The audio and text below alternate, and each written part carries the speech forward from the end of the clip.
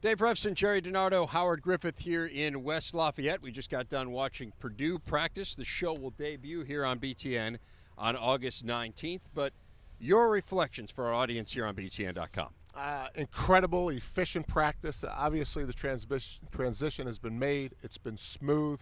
Different schemes, perhaps, than we've seen at Purdue, and different schemes than we see around the country a lot. They're a pro-style offense. Something else different, when you take over a program, you usually don't have a deep defensive line. Darrell Hazell has a deep defensive line. Fun for me to see a team in two-back formations using the fullback. And you think there's a job there for exactly, you, that's why. Exactly. But, you know, it was fun to watch it. And really, you talked about just how quickly they practiced, efficiently they practiced. They went out with a sense of purpose and understood what they wanted to get accomplished today. So I really liked what they were doing. As far as learning, I'll call it the new Purdue way, the practice style it's a learning process, and it looks like they have grasped it and really are running with it. So I'm excited to watch this team go out and compete on Saturdays. You know, it's interesting how the spread formation is absolutely a talent equalizer. It's the modern day wishbone, and a lot of coaches use it because they can't recruit the elite talent around the country, and it balances the field. And yet the pro formation that Purdue's running, and Purdue does not have elite talent,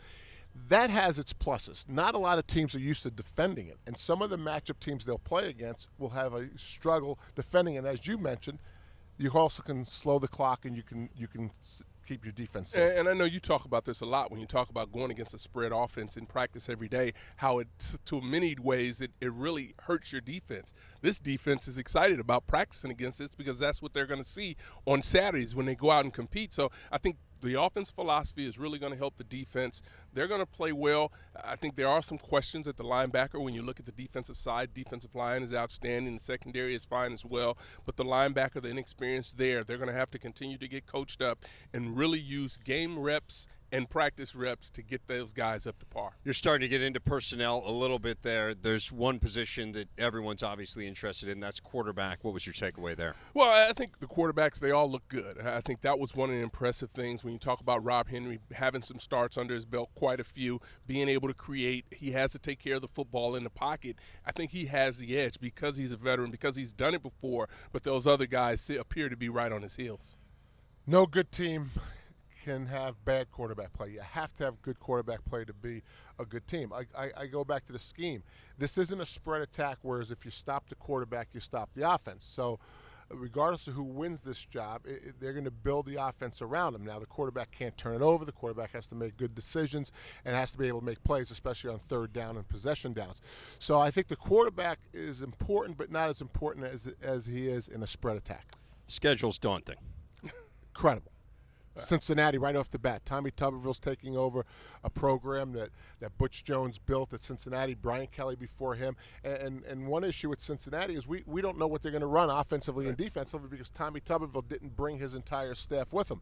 Now, they also don't know exactly what Purdue's going to run, but that's a tough opener on the road, a BCS game at Cincinnati. Oh, no question. The schedule is going to be very difficult. And as I watch this team prepare, I get the sense that I understand it's about wins and losses, and that's the most important thing when you look at it and you're trying to evaluate the team.